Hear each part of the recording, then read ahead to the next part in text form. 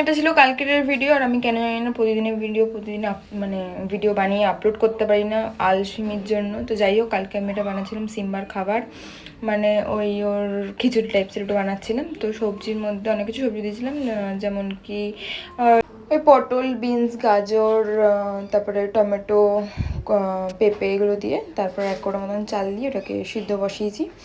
আর এটার মধ্যে শুধু হলুদ যাবে, আর কিচ্ছু যাবে না, তার কারণ যেহেতু ওর খাবার।